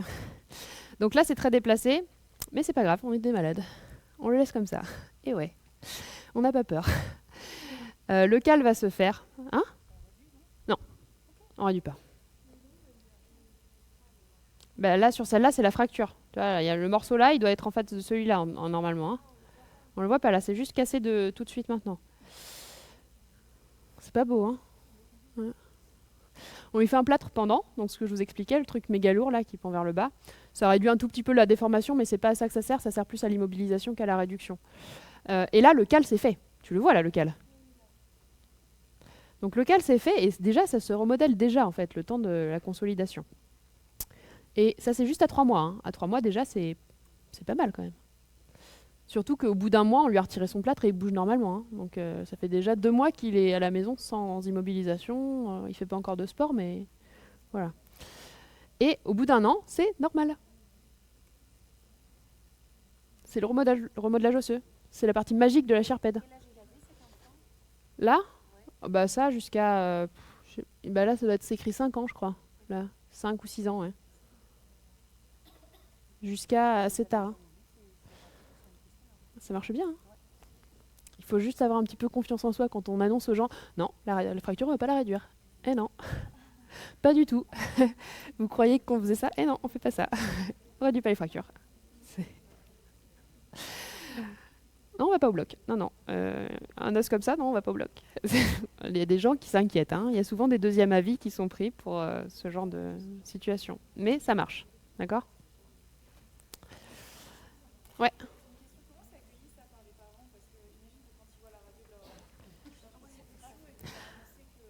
Mais non, on fait rien. Ouais, mais alors, ça dépend des gens. Il y a des gens qui s'en foutent. Le médecin de l'hôpital, il a dit que, ouais, voilà, de toute manière, il a dit c'est comme ça. Enfin, voilà. Il y en a qui sont pas du tout en confiance. Hein, et ils sont, elle est complètement folle. Dépêche-toi de sortir, on va voir quelqu'un d'autre. Ouais. Surtout qu'en plus, cliniquement, il y a la bosse. Hein. Le morceau là, il est sous le deltoïde. Ça fait une bosse. Enfin, c'est pas beau. Faut réussir à. Mais ça marche. Enfin, c'est pas la peine de les opérer. C'est surtout ça. C'est pas la peine d'aller au bloc opératoire, mettre des broches à l'intérieur, risquer de faire une infection ou n'importe quelle autre complication, puisque c'est pas la peine. Ça marche chez les enfants petits. Hein. À l'adolescence, il faut quand même les réduire parce que on arrête de s'appuyer sur le remodelage osseux quand on sait qu'il reste moins de 2 ans de cartilage ouvert, globalement. Enfin, à peu près à vue de nez, quoi. Quand ils commencent à être très matures, les garçons, ils ont les épaules qui se développent, la masse musculaire qui se transforme du petit garçon à l'homme. Les filles, elles sont formées, etc. Enfin bref, il y a des signes extérieurs de... Attention, là, on arrête de faire le traitement orthopédique des enfants. Voilà. Le nuage. Le petit nuage. Non, non, pas du tout. Bah, en fait, il faut que tu te dises aussi que là, il y a le périoste. Il y a du périoste, en fait. Là, tout ça, c'est grâce au périoste aussi que ça se remodèle et que ça se fait. Ça reste interne à l'os. Bon, là, il doit être rompu juste ici, le périoste, mais sinon, il est contenu là, je pense. Voilà.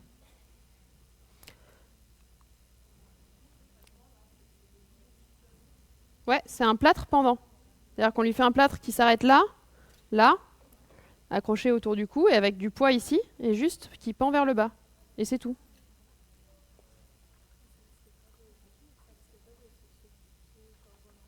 Bah si, ça s'est solidifié pas au bon endroit. Ça s'est solidifié comme ça. Hein.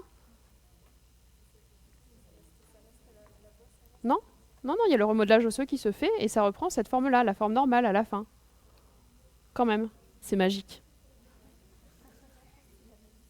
Et ouais, les enfants, c'est génial. Surtout sur les radios, hein. Après à la maison, c'est fatigant, mais... Un peu. Faut pas leur dire, c'est ça, sinon l'espèce va s'éteindre. On continue. Les cales en rotation, je vous ai dit, ça ne se corrige pas. C'est-à-dire que vous faites une fracture, la fracture de jambe là, qui a été plâtrée, elle a été plâtrée avec un trouble de rotation, il va rester toujours. C'est pas la peine d'attendre 2 ans, 3 ans que ça se remodèle, ça ne se remodèlera pas. Donc s'il y a une vraie gêne fonctionnelle qui est faite, il faut qu'on intervienne, nous, qu'on refasse une ostéotomie, c'est-à-dire qu'on casse l'os pour le remettre droit. Donc c'est bien le traitement orthopédique, mais il ne faut pas faire n'importe quoi non plus. Hein. Les cales vicieux en rotation, l'exemple d'un bras, d'un humérus distal. Donc là, c'est le coude, hein, l'ulna, l'olécrane, c'est la pointe du coude. Et puis là, c'est l'extrémité distale de l'humérus qui est cassée ici et là. L'épiphyse, vous la voyez de profil. La métaphyse, vous la voyez de face. Il y a donc un problème.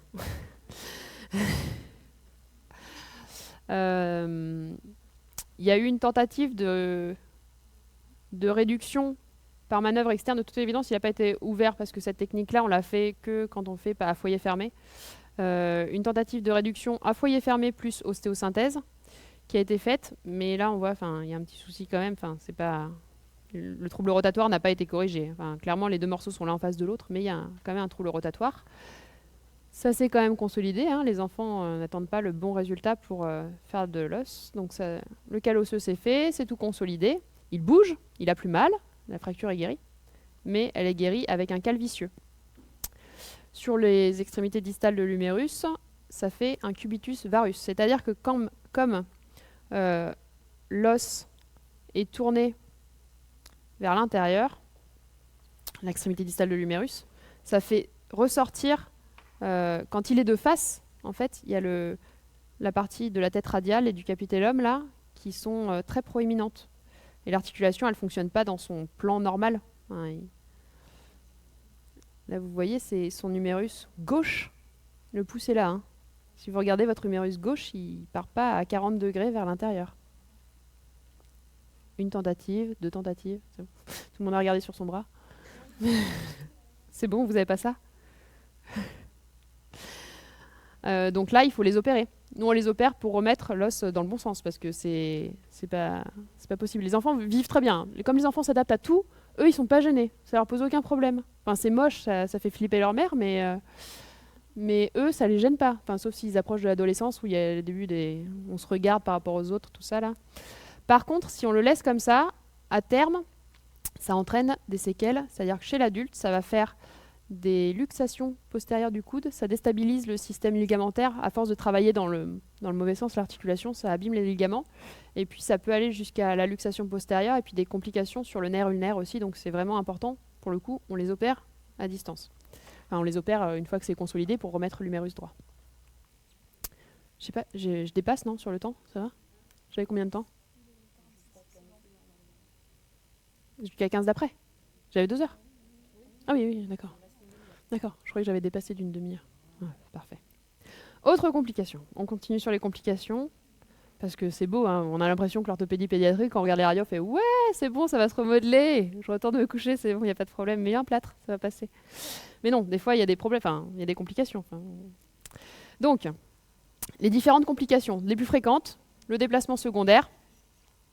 Vous faites un traitement orthopédique, vous faites un plâtre. Quand on vient de se casser le bras, c'est très gonflé, il y a l'hématome périfracturaire, il y a un phénomène inflammatoire local, enfin il y a de l'œdème, ça gonfle. On fait le plâtre sur un bras gonflé, le bras dégonfle, le plâtre est relativement trop lâche. Il est de la même taille que la première fois que vous l'avez vu, mais l'enfant à l'intérieur, il a dégonflé, donc le plâtre devient trop grand. S'il n'est pas en position de correction et de stabilisation par le périoste, ça se déplace. Ça revient à la forme que ça avait quand ça s'est cassé. Donc, ça veut dire qu'il a été fait dans une mauvaise position, le plâtre, si c'est pas stable. C'est pour ça qu'on les revoit généralement à 1 semaine ou 10 jours, et pendant les 15 premiers jours, on les revoit pour pouvoir réintervenir si jamais c'est pas en bonne position. Comme le cal est que fibreux dans les 15 premiers jours, on peut encore agir et réduire, remettre dans la bonne position. Donc on fait quand même un suivi. On les met dans un plâtre, mais on les surveille.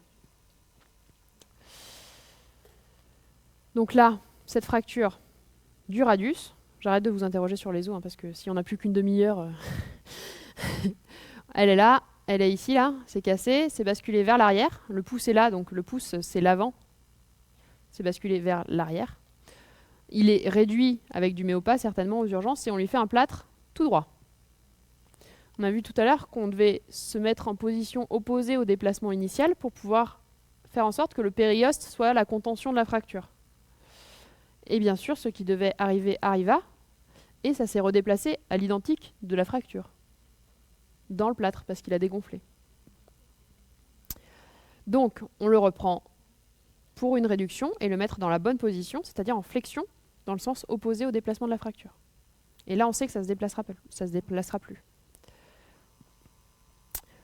On en parlait tout à l'heure. Tu m'as demandé pour les fractures du fémur. On est en train de regarder son téléphone. Lui dites pas que j'arrive, elle regarde son téléphone. Les fractures du fémur, la croissance. Tout à l'heure, tu m'as demandé, est-ce qu'il n'a pas une jambe plus courte que l'autre, la fracture du fémur? Parce que tu as vu que ça s'était chevauché. Les 2 morceaux, ils se sont un peu télescopés. Ça s'est translaté et puis ils se chevauchent initialement. Chez les petits, chez qui on tolère le traitement orthopédique, quand l'os se casse, il y a un phénomène d'hypercroissance de cet os-là dans les mois qui suivent. C'est-à-dire que... Hein? Eh ouais. C'est trop fort, les enfants. C'est-à-dire qu'on tolère... on est conscient qu'il y a un déplacement, que ça se chevauche et qu'il y a un raccourcissement du fémur de 1 à 2 cm, mais on le tolère exprès, parce que cet os va grandir pour compenser ça.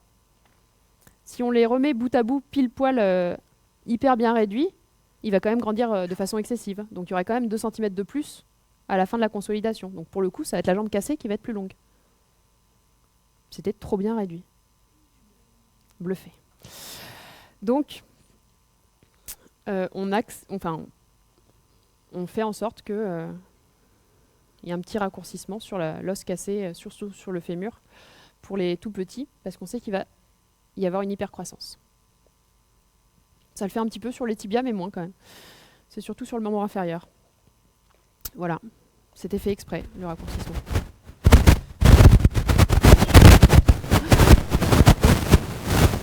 J'ai pas le droit de m'asseoir en fait. D'accord. C'est pire que... Après c'est le taser je crois si je bouge. Autre risque lié aux fractures chez les enfants. Il n'y a plus de bête. Non, c'est bon. L'épiphysiodèse. J'ai débranché. C'est bon. L'épiphysiodèse. Donc ce dont on a parlé tout à l'heure, c'est un pont osseux qui se fait au sein du cartilage de croissance quand la zone germinale, donc la zone la plus proche de l'épiphyse, est touchée. L'épiphysiodèse, ça veut dire fusion du cartilage de croissance. Soit elle est complète, donc ça va toucher l'ensemble ou la quasi-totalité de la surface du cartilage de croissance, de façon plutôt centrale et équilibrée. Et donc là, si on a plus de 50% de fusion du cartilage de croissance, ça arrête la croissance. Soit si c'est excentré, ça va entraîner un trouble d'axe et ça va être juste la partie excentrée qui fusionne et qui arrête de grandir, et l'autre partie, elle continue à grandir et elle déforme l'os. Quand l'épiphysiodèse, elle arrive chez un tout petit enfant, ça va entraîner une grande inégalité de longueur puisque ça ne changera pas quand l'os se fusionne trop tôt et qu'il grandit plus, il grandit plus quoi. Donc s'il grandit plus à 3 ans, il va manquer un certain nombre de centimètres quand même à la fin de la croissance.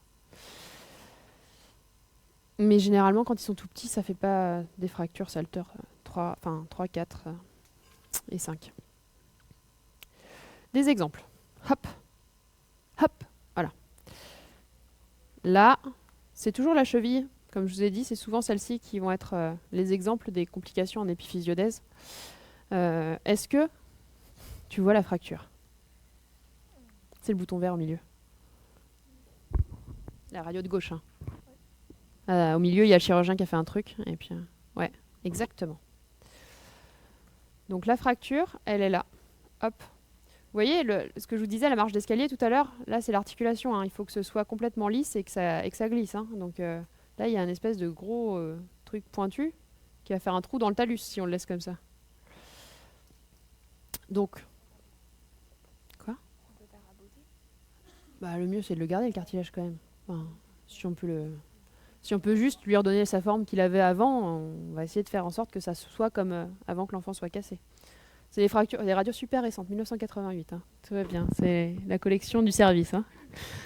Qui était né en 1988 dans cette salle? Ah, quand même! Pas mal!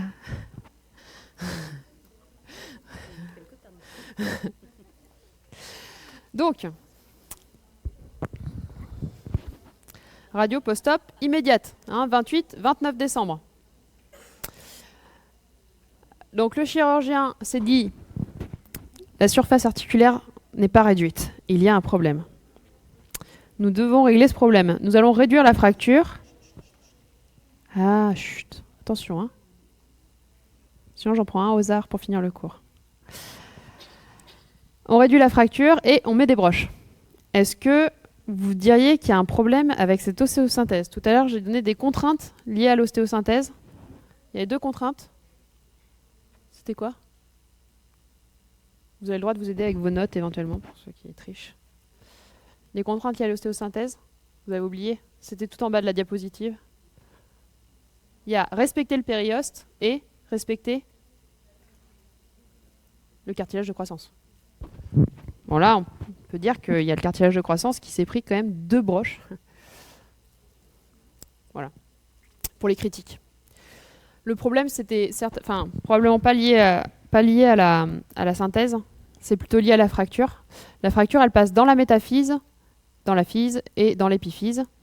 Et ça va créer un pont d'épiphysiodèse. Donc là, il s'est écoulé 1 an et demi entre la radio de la synthèse et la radio de la séquelle. Les enfants, c'est comme les arbres. Fait important sur les enfants, on continue sur les trucs fantastiques. Quand il y a un traumatisme sur un os, a fortiori avec une fracture, vous avez une ligne qui se fait là. Hop. Comme sur les cercles dans les troncs d'arbres pour savoir quel âge ils ont. On sait qu'il y a 18 mois, à peu près, parce qu'on connaît les vitesses de croissance en fonction des différents âges, hein. On sait combien ça prend par an. On sait qu'il y a 18 mois, il y a eu un traumatisme là. Ça fait un trait. C'est une strie de Harris. Bon, c'est pas très original, hein, c'est toujours les mêmes. Donc on sait qu'il y a eu un truc là. Le jour de la fracture, c'était ce jour-là. Là. C'était à ce moment-là. Il était grand comme ça, l'enfant à l'époque. Hop, et depuis, il y a tout ça qui a poussé d'os. Pour savoir s'il y a un pont d'épiphysiodèse, la croissance s'arrête là où il y a l'épiphysiodèse. Le cartilage, il y a une zone qui ne fonctionne plus. Donc, il n'a pas grandi à cet endroit-là. Et le cartilage de croissance qui est là, il rejoint la strie de Harris. Donc si les deux se touchent, c'est qu'il y a un pont d'épiphysiodèse. Quand on a une fracture à risque d'épiphysiodèse qu'on surveille, si on voit la strie de Harris qui est là, bien parallèle au cartilage de croissance, et que les deux sont séparés l'un de l'autre, on sait qu'il n'y a pas d'épiphysiodèse. Et ça, c'est un signe indirect, parce que sinon on n'a pas de certitude absolue. Enfin, sur la radio, on n'a pas la structure microscopique de l'os. Hein. Voilà, donc là on voit qu'il y a le pont d'épiphysiodèse, c'est où se rejoignent la ligne de Harris et le cartilage de croissance. Comme vous pouvez le voir, ça a grandi de ce côté-là, ça n'a pas grandi là. L'os, il s'est déformé. Hein. La cheville, elle s'est mise en varus. C'est très très mal toléré, ça leur donne des douleurs, et puis c'est pas fini parce qu'il ou elle va encore grandir. Et ça va continuer à s'aggraver avec le temps. Donc il faut qu'on intervienne.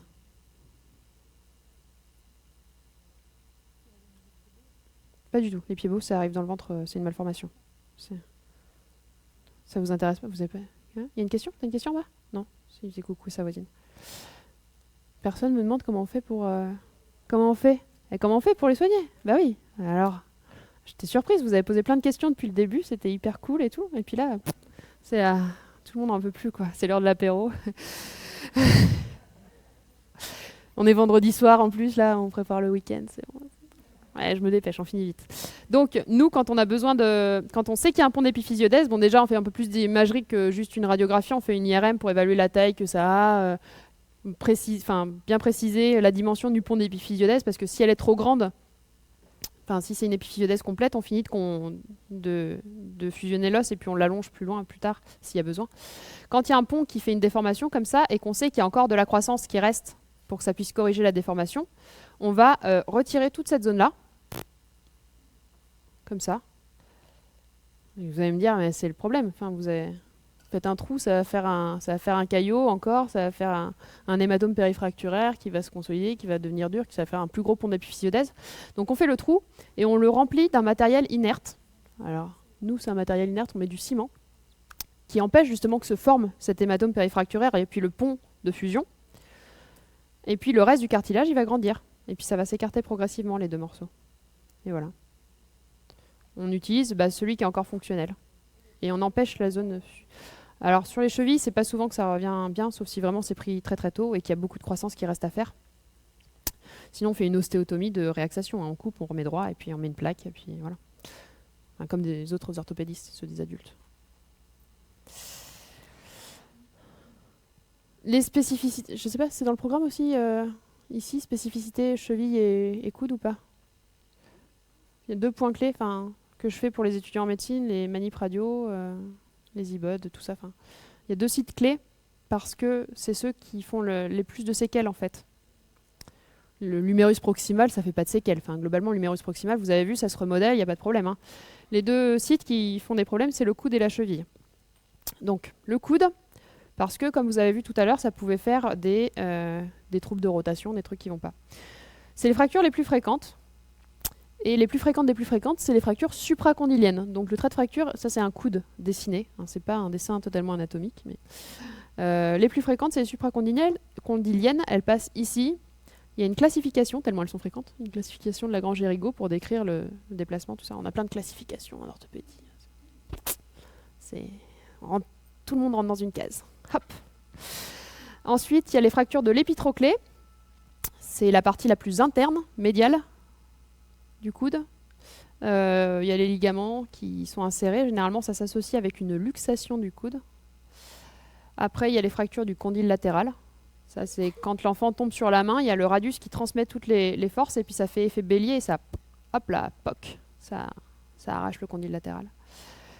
Sinon, là, ça peut se casser au niveau du col radial, au niveau de l'olecrane. La fracture de Monteggia, je ne sais pas si vous en avez entendu parler ou pas, c'est une fracture spécifique. Ça arrive chez les adultes aussi. C'est une fracture de l'avant-bras. Les deux os, le radius et l'ulna, ils sont reliés entre eux par la membrane interosseuse. C'est pour ça qu'ils ne se partent pas l'un par rapport à l'autre. On peut tourner, ils sont associés en fait. Il y a une membrane qui les relie tout le long de l'avant-bras à l'intérieur. Ils sont reliés l'un à l'autre. La fracture de Monteggia, c'est une fracture de l'ulna. Donc l'ulna se casse, mais la membrane, elle reste complète. Et comme il se casse, il va se déplacer, la plupart du temps. Et en se déplaçant, le radius va le suivre. Et comme il le suit, ça va faire une luxation de la tête radiale associée. Donc la Monteggia, c'est une fracture de l'ulna. Et aux urgences, il faut l'urgentiste doit vérifier, ou l'orthopédiste doit vérifier l'état de la tête radiale pour vérifier si elle n'est pas luxée. C'est le piège bête, parce que si on la laisse luxer et qu'on traite la fracture de l'ulna, après le coude il n'est pas fonctionnel. Il y a un morceau qui est pas sa place quand même. Il y a son pendant du versant du poignet, c'est-à-dire une fracture du radius sans fracture de l'ulna. Ça s'appelle la fracture de Galeazzi, c'est plus rare. Ça se voit plus en traumato des adultes, on le voit moins souvent chez les enfants quand même. Voilà. Petite parenthèse. Donc la supracondylienne, c'est la plus fréquente des fractures au niveau du coude. Elle est tellement fréquente qu'il y a une classification qui a été faite en fonction du déplacement. Donc la 1, elle n'est pas du tout déplacée, la 2, elle est un petit peu déplacée, il n'y a que la corticale antérieure qui se casse, qu'on voit casser. La 3, ça commence à se compliquer, donc c'est la 2 plus de la rotation ou de la translation. Et la 4, les deux morceaux sont séparés l'un de l'autre, sur la radiographie, il y a un trou entre les deux. Bref, la 1, on a l'impression que tout va bien. Hop, ça a l'air normal. Ça, c'est le noyau du condyle latéral, ça c'est le noyau de l'épitroclé, ça c'est le noyau de la tête radiale, c'est pas des fractures, c'est des cartilages, des points d'ossification secondaires. Ce qui nous fait dire sur cette radiographie qu'il y a une fracture. Tu vois la fracture? Ouais.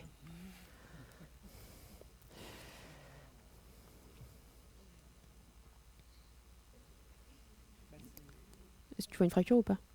Ben voilà, c'est bon, c'est la bonne réponse. La bonne réponse est je ne vois pas de fracture. Mais je sais qu'il y a une fracture.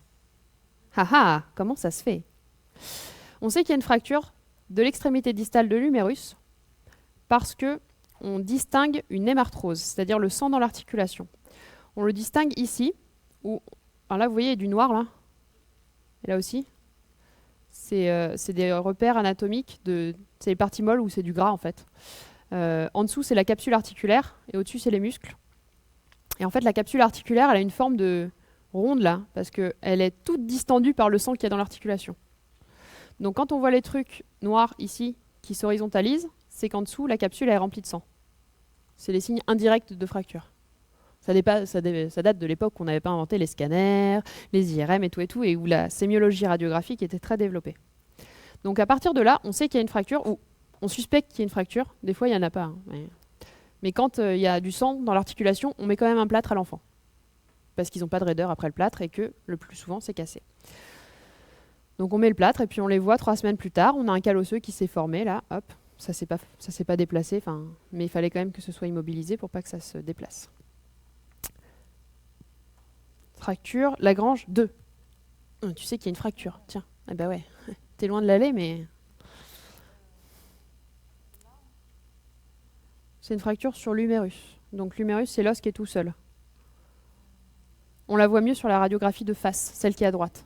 Il y a plein de gens qui te font le signe, tu vois, là, tu vois le trait comme ça, là. Donne à quelqu'un qui a l'air de savoir, voilà, c'est bon, pas de problème. Vas-y, tu le montres? Non. Passe à ta voisine. Ou à ton voisin. Ouais, là, c'est mieux déjà. Sur la radio qui est à droite, tu la verras bien. Tu la vois un peu mieux quand même. Ouais, voilà. Là, il y a le trait de fracture. Donc cette fracture-là, elle n'est pas très grave non plus, parce qu'on va la voir, on va la réduire. Hop. Là-haut, bah, c'est rien, c'est juste un vaisseau nourricier de l'humérus.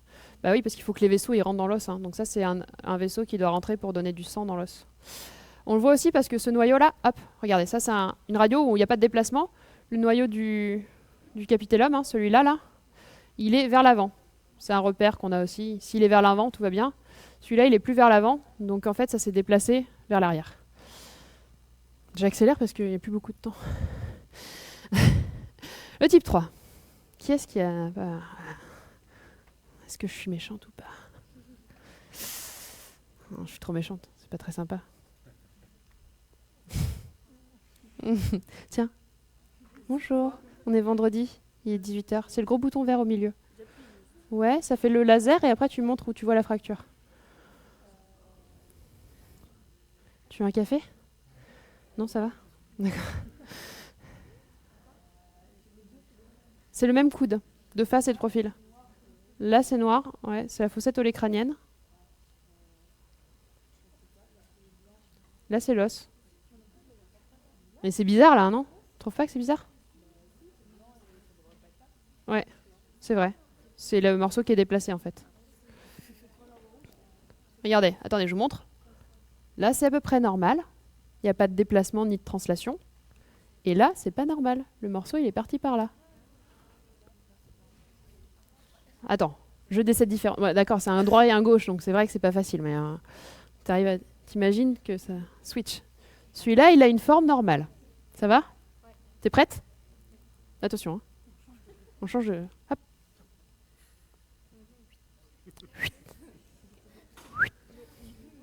Attention. Hop. Hop. Il s'est basculé sur le côté, ouais. On voit le trait de fracture aussi ici. Là, et là, ça s'est cassé là. Il devrait être ici, ce bout-là, et il va avec celui-là, en fait, hein, à la base. Ah, tout de suite, c'est déplacé. Il faut qu'on fasse quelque chose pour aider cet enfant. On va au bloc opératoire hein, pour ça. Est-ce que quelqu'un voit la fracture? Bon, le stade 4, généralement, on passe pas à côté. Des fois, ce morceau-là, il sort devant, là. Comme ça, là. Ouais. Et voilà. Ouais. C'est le coude.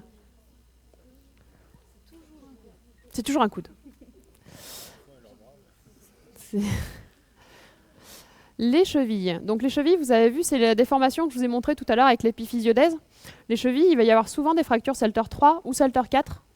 Bon, il y a les 1, les 2 aussi, mais celles-là, elles sont pas graves. Et le cartilage de croissance, c'est pas une zone de croissance très très active. Vous avez vu que c'était plutôt près du genou, que c'est très actif. Donc là, le remodelage, il va pas être top. Comme sur l'humérus d'ailleurs. L'humérus distal, le coude, il n'y a pas de remodelage qui se fait. Donc on n'est pas sur les zones les plus favorables. Donc là, on va se méfier. Le traitement orthopédique des gentils orthopédistes pédiatres qui font des plâtres, il ne va pas marcher. Bon, il y a des fractures Salter 1. C'est celles qui vont être les équivalents des entorses chez les adultes. Les ligaments talofibulaires, ils sont là. Ils tiennent tellement bien chez les enfants que ça se casse au-dessus, dans le cartilage de croissance de la fibula. Donc là, c'est cassé. Vous voyez bien que les deux morceaux, ils ne sont pas en face l'un de l'autre. Et là aussi, ce bout-là, là, c'est le petit os derrière qu'on voit ici, hein, la fibula. Hop. Il n'est pas en face de ce bout qui va là. Donc il faut qu'on les réduise et qu'on les immobilise. Bon, les Salter 1, on a dit que traitement orthopédique, ça va. Donc on fait un traitement orthopédique. Quand on fait sur du Salter 3, par exemple, est-ce que... Tiens. Tu vois la fracture ou pas sur Je t'ai déjà dit le type de fracture, donc tu sais que c'est une Salter 3. Elle va du cartilage de croissance jusqu'au cartilage articulaire. Ouais, elle est là. Et alors celle-là, elle arrive que chez les ados. Ouais. Ouais, pourquoi? Très bonne question. Parce que le tibia distal, son cartilage de croissance, il se ferme du médial vers le latéral. Donc en fait, les ados, ils ont déjà fusionné ici, et puis dans les mois qui suivent, hop, ils fusionnent partout. Sauf que là, s'il y a un traumatisme de cheville qui arrive maintenant, enfin vers 13 ans quoi, c'est pas complètement fusionné là. Donc ça fait une zone de faiblesse. Et comme à cet endroit précisément s'insère le ligament tibiofibulaire antérieur, traumatisme de cheville, ça, le ligament tient, l'os ne tient pas. Ça arrache le morceau. Et ça arrache ce morceau-là, toujours. C'est pour ça qu'elle a un petit nom. C'est la fracture de Tillot, parce qu'elle arrive. Quand on dit une fracture de Tillot, c'est toujours celle-là. C'est le petit morceau avec le ligament tibiofibulaire antérieur qui est dessus, qui s'est arraché. C'est toujours chez des adolescents, parce que le reste du tibia, il est fusionné là. Il n'y a plus rien. Il n'y a plus de cartilage de croissance. Donc on sait aussi que du coup, celle-ci, elle n'a pas vraiment de risque d'épiphysiodèse, puisque ça arrive déjà à la fin et que la croissance, elle est finie sur cet os-là. Par contre, il y a un risque, déjà parce que si c'est déplacé, ça va entraîner comme si le ligament n'était pas fonctionnel, il n'est pas tendu. Et puis ensuite, ça peut entraîner une marche d'escalier au niveau de l'articulation.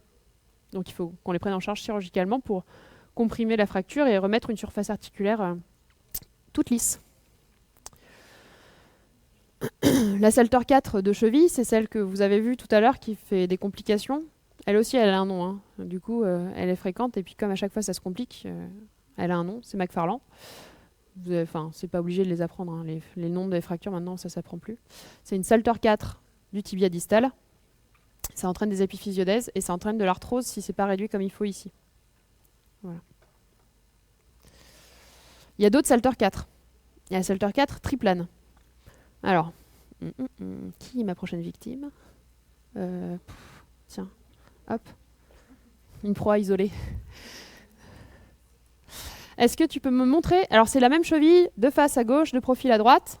Est-ce que tu vois le trait de fracture? Tu peux me montrer sur n'importe quelle radio, sur où tu veux. Là, il y a un trait de fracture, ouais, c'est dans l'épiphyse. Et là, ouais, dans la métaphyse, il est là. Exactement. Ça s'arrête là, ça va pas plus bas en fait, parce que après, elle est dans l'autre plan.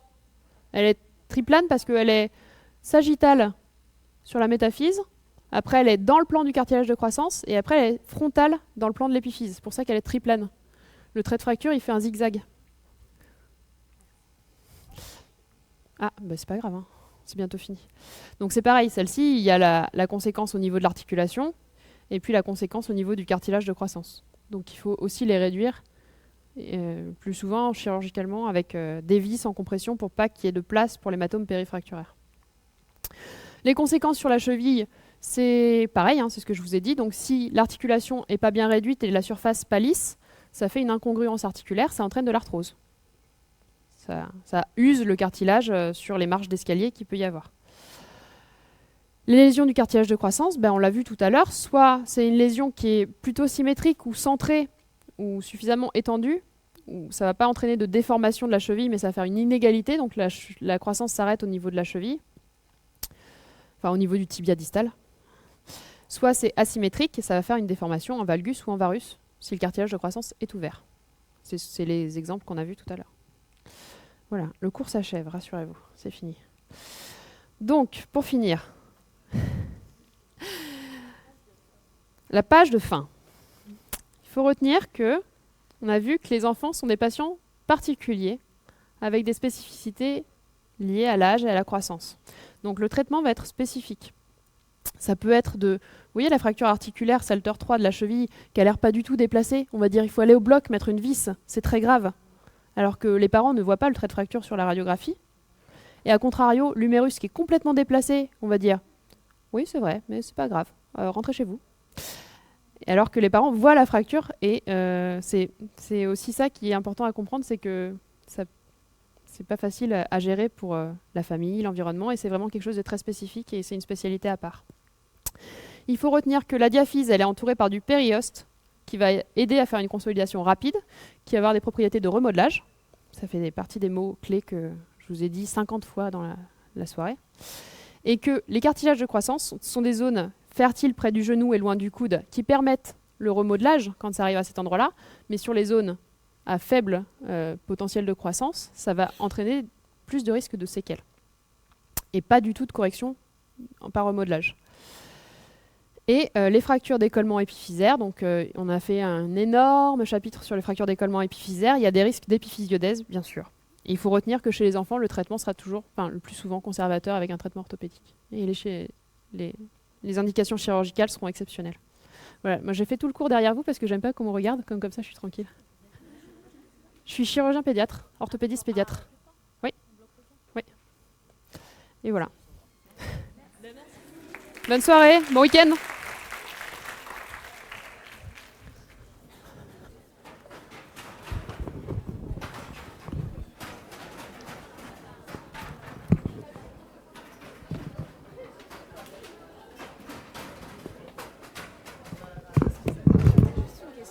Au tout début, vous aviez dit que là où les os ils poussaient le plus dans la croissance, c'était notamment genre derrière les genoux.